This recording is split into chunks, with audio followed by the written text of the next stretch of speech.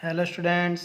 देखिए आज हमारा क्लास 12 भौतिक विज्ञान में चैप्टर 29 अर्धचालक संधि डायोड सेमीकंडक्टर जंक्शन डायोड चल रहा था। ठीक है, तो स्टूडेंट्स कल हमने इसमें चालक, अचालक और अर्धचालक के बारे में पढ़ा था, और आज जो हम पढ़ने वाले हैं वो है अर्धचालकों के प्रकार, जिसके बारे में मैंने आपको कल बताया था।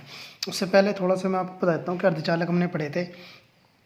अर्धचालक वे होते हैं जिनकी चालकता चालकों से तो कम होती है लेकिन अचालकों से ज़्यादा होती है, तो वो स्टूडेंट्स हमारे अर्धचालक कहलाते हैं।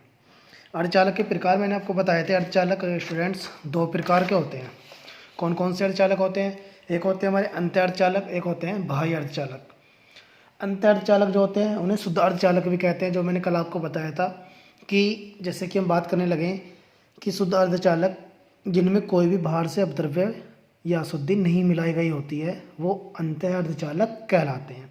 बाह्य अर्धचालक की बात करी थी हमने।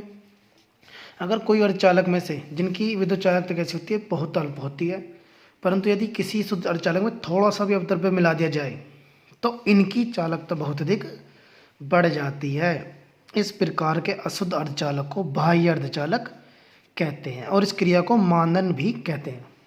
आज हम पढ़ने वाले हैं अर्धचालकों के अर्धचालक। जो बाह्य अर्धचालक हैं उनके प्रकार पढ़ने वाले हैं। बाह्य अर्धचालक दो प्रकार के होते हैं, एक एन टाइप, दूसरा पी टाइप अर्धचालक। ठीक है, देखिए एन टाइप अर्धचालक क्या होता है। अगर हम ऐसी बात करें एन टाइप अर्धचालक की स्टूडेंट्स, तो एन टाइप अर्धचालक ये होता है, देखिए जिस अर्धचालक की चालकता मुख्य रूप से इलेक्ट्रॉनों के कारण होती है, मतलब जिनमें जो आवेशों का प्रभाव होता है वो किसके कारण होता है?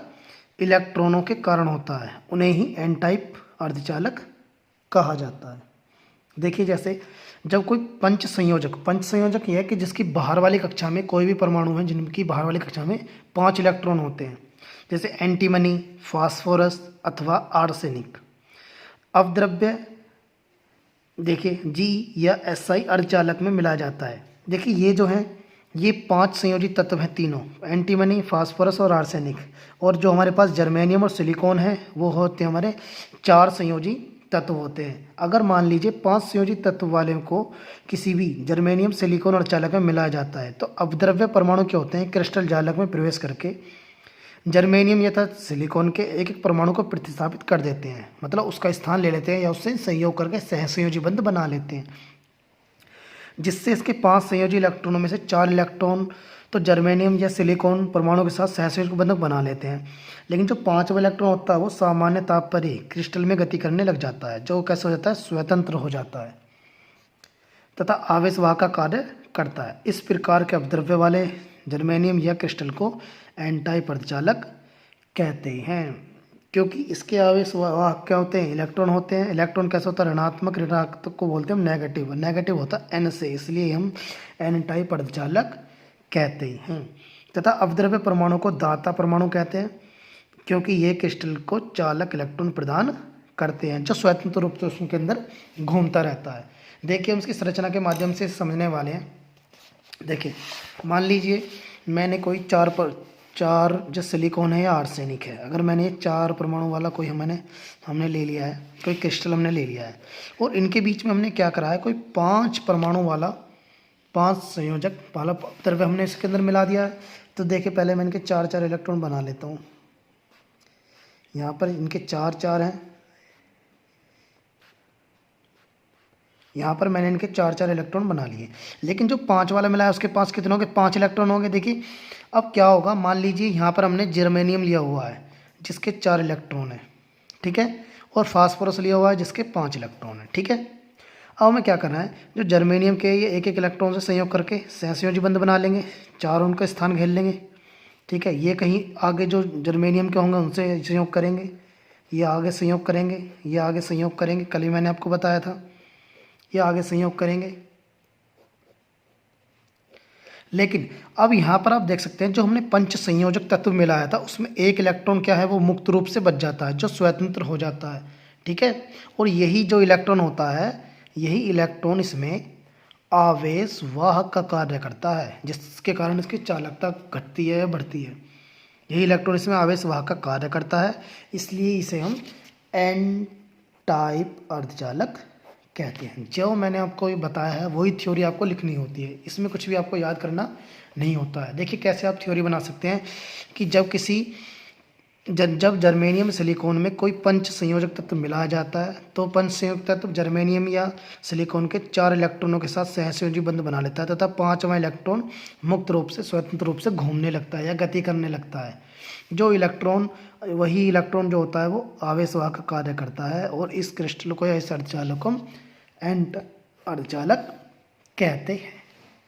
ठीक है, अब बात करते हैं देखिए हम नंबर 2 की, पी टाइप अर्धचालक की। देखिए यहाँ पर आप देख रहे हैं पी टाइप अर्धचालक। जिस अर्धचालक की चालकता मुख्य रूप से कोटर जो होते हैं हमारे धनात्मक होते हैं, धनात्मक छिद्रों के कारण होती है, उन्हें पी टाइप अर्धचालक कहा जाता है। जैसे जब एक त्रिसंयोजक, मतलब अब पहले हमने पंच संयोजक मिलाया था, अब की बार कौन से मिलाने वाले हैं, त्रिसंयोजक, जिसके बाहर वाली कक्षा में क्या होते हैं, 3 इलेक्ट्रॉन उपस्थित होते हैं। जैसे बोरॉन है, एल्युमिनियम है, गैलियम है या इंडियम है। अगर इनमें से कोई भी अपद्रव्य जर्मेनियम या सिलिकॉन अर्धचालक में मिला दिया जाता है तो अपद्रव्य परमाणु क्या होते हैं, क्रिस्टल के जालक के साथ जर्मेनियम हो सिलिकॉन हो, उसके परिणामों परमाणु को प्रतिस्थापित कर देते हैं या प्रतिस्थापित कर देते हैं। जिससे क्या होता है, जर्मेनियम और सिलिकॉन के परमाणु से सहसंयोजक बंध बनाने के लिए केवल 3 संयोजी इलेक्ट्रॉन तो जुड़ जाएंगे, क्योंकि हमने 3 त्रिसंयोजक वाला हमने तत्व मिलाया होता है। ठीक है, लेकिन क्या होता है, अपद्रव्य के एक और केवल क्या होता है, एक रिक्त स्थान रह जाता है, अर्थात एक धन कोटर होल बन जाता है, वहाँ क्या बन जाता है, एक होल बन जाता है, जिसे हम क्या कहते हैं, पॉजिटिव धन कोटर कहते हैं। इससे हमें पता क्या चलता है कि जब बाह्य विद्युत क्षेत्र आरोपित होता है तो समीपवर्ती जर्मेनियम तथा सिलिकॉन परमाणु से बंधित एक इलेक्ट्रॉन अपने स्थान कर हटकर इस कोटर में आ जाता है, जिससे क्या होता है कि नए कोटर का निर्माण हो जाता है और तथा कोटर धनावेश के रूप में क्रिस्टल के जालक में चला जाता है। ऐसे क्रिस्टल को पी टाइप अर्धचालक या पी टाइप क्रिस्टल कहते हैं, क्योंकि इसमें धनावेश वाहकों का कार्य कोटर करते हैं, जिसके कारण क्या होता है, अपद्रव्यों की चालकता बढ़ जाती है और अपद्रव्य परमाणुओं के जो ग्राही परमाणु होते हैं उन्हें ग्राही परमाणु कहा जाता है। ठीक है, देखिए आइए इसे भी चित्र के माध्यम से समझते हैं कैसे मैंने इसको बताया। देखिए मान लीजिए हमारे पास इस बार हम क्या लेने वाले हैं, हम सिलिकॉन लेने वाले हैं, जिसकी बाहर वाली कक्षा में 4 इलेक्ट्रॉन है। ठीक है, और इसके अंदर हम कुछ ही मान लीजिए बोरॉन ले लिया हमने, जिसके बाहर वाली कक्षा में 3 इलेक्ट्रॉन है। अब हमने सिलिकॉन के 4 परमाणु मैंने यहाँ दिखाए हुए हैं, जिनके बाहर कक्षा में कितने कितने इलेक्ट्रॉन है, 4 इलेक्ट्रॉन है। ठीक है, और इसके बीच में त्रिसंयोजक तत्व मैंने मिला दिया है, जिसकी बाहर वाली कक्षा में 3 इलेक्ट्रॉन उपस्थित हैं। हमने यहाँ पर एक तो सिलिकॉन लिया हुआ है और एक लिया हुआ है हमने यहाँ पर बोरॉन। देखिए 1 इलेक्ट्रॉन मैंने यहाँ दिखाया, इसका 1 इलेक्ट्रॉन यहाँ दिखाया, 1 इलेक्ट्रॉन इधर दिखाया। अब इन्होंने क्या करा, सिलिकॉन के जो हमारे पास 3 परमाणु हैं उनके साथ तो इलेक्ट्रॉनों के साथ तो क्या क्या एक सहसंयोजी बंध बना लिया, लेकिन यहाँ पर देखिए जब इस बंध बनाएगा तो यहाँ पर एक होल रह जाएगा, एक खाली स्थान रह गया, जिसे हम क्या कहते हैं, धन कोटर कहते हैं। क्या कहते हैं, धन कोटर। और ये जो धन कोटर होता है यहाँ पर आवेश वाहक का कार्य करता है, आवेश को लाने और ले जाने का कार्य यहाँ पर कौन करता है, धन कोटर कहता है। और धन क्या हो जाता है, पॉजिटिव होता है, होता नहीं होता है, धनात्मक। ठीक है, और पॉजिटिव को हिंदी में क्या लिखते हैं, धनात्मक, और पॉजिटिव किससे बनता है, पी से, इसलिए इसे पी टाइप अर्धचालक कहते हैं।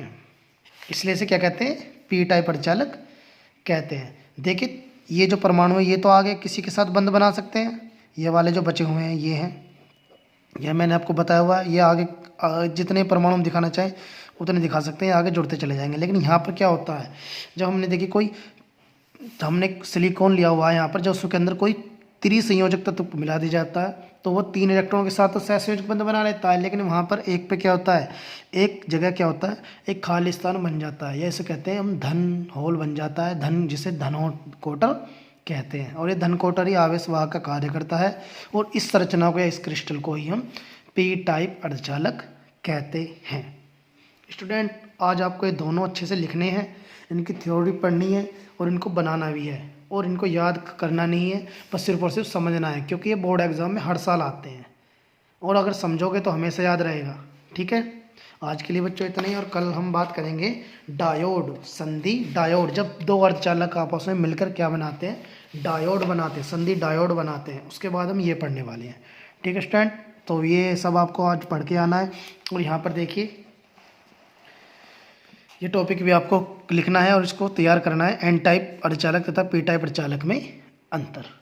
ठीक है, इसको पढ़ लेना है। इसमें आपको पता चलेगा कि हम एन टाइप अर्धचालक में 5 संयोजी मिलाते हैं, पी टाइप में 3 संयोजी मिलाते हैं। इसमें एक इलेक्ट्रॉन दान करता है, इसमें एक इलेक्ट्रॉन को ग्रहण करना पड़ता है। तो ये सब चीज़ आपको, इसमें इलेक्ट्रॉन जो होते हैं आवेशवाहक का कार्य करते हैं, इसमें क्वार्टर आवेशवाहक का कार्य करते हैं। इलेक्ट्रॉनों का घनत्व क्वार्टरों से घनत्व से उच्च होता है और क्वार्टरों का घनत्व इलेक्ट्रॉनों के घनत्व से उच्च होता है। तो ये सब चीज़ आपको याद रखनी है और इसको लिखना भी है। ठीक है स्टूडेंट्स, बाकी वर्क हम कल करेंगे। Thank you.